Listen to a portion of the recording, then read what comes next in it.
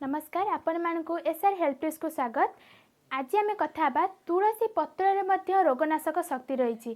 ये भिडटी आग को बहुत इंटरेस्टिंग हबार अच्छी। भिडटी शेष पर्यंत देखूँ। भिडटी यदि भल लगे लाइक शेयर कमेंट करूँ। ता सहित मो चैनल को सब्सक्राइब करूँ कहीं मोर न्यू न्यू भिडियो गुड़िक आपण पाखु शीघ्र नोटिफिकेशन जीव। भारतीय चिकित्सा शास्त्र अनुसार बहु पुरातन तथा मान्यता प्राप्त चरक सहित तुलसीर बहुत बहुत भल से पूरा तुलसीर औषधीय गुण तार वर्णना करा जायछि। आमे समस्ते जानिचे कि तुलसी आमर दुई प्रकार, गोटे हूँ स्वत तुलसी आउटे हूँ कृष्ण तुलसी बा कला तुलसी।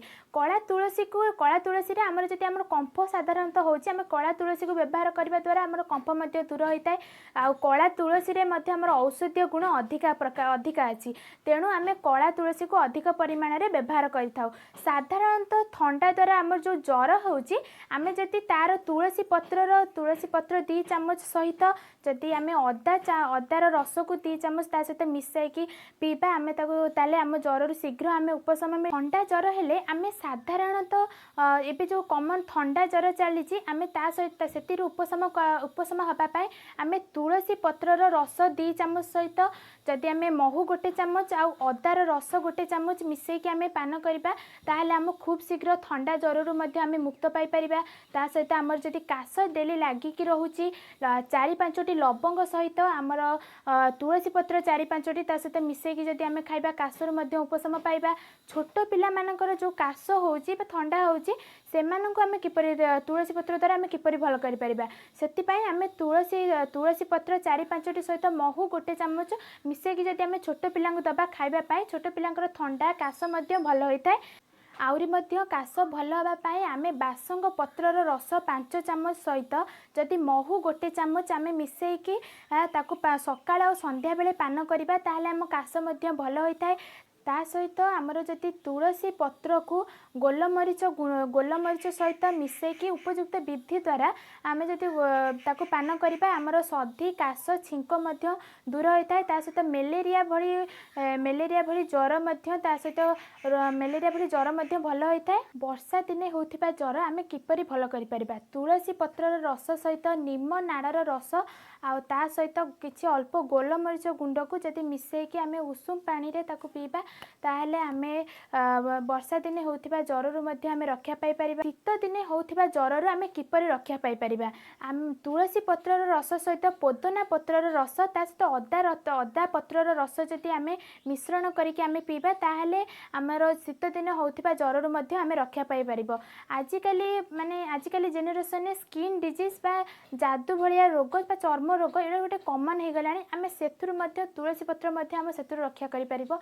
तुलसी पत्र को बाटिकी ता जो लेपन तैयारी करा जाय थाए तुलसी पत्र आ निम पत्र को बाटिकी ता सहित दही मिसेकी आमे जति जो जगह आम स्किन डिजीज रो प्रॉब्लम देखा जाउची आमे से जगह जति आमे लेपन दबा आमे स्किन डिजीज रो मध्ये रक्षा पाई परिबा।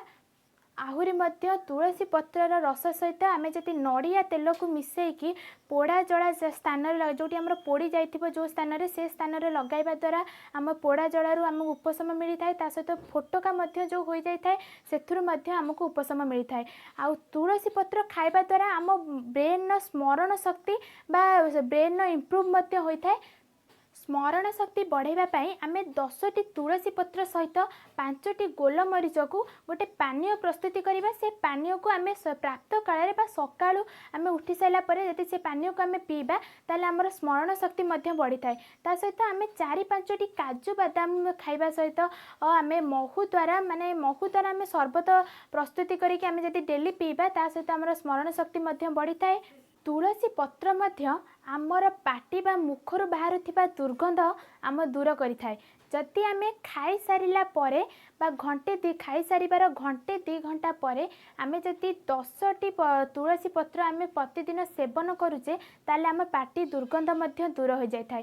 छोट पिलांक मानक मध्यरे सेमिति छोट पिलांकु जदि ठंडा ज्वर काश बा बांती होताए आमे जदि तुलसी पत्र सहित महू 1 चम्मच मिसाई कि तांकु दबा पीबा पाई सेगुड़िक मध्य तांकर भल हो जाय थाए।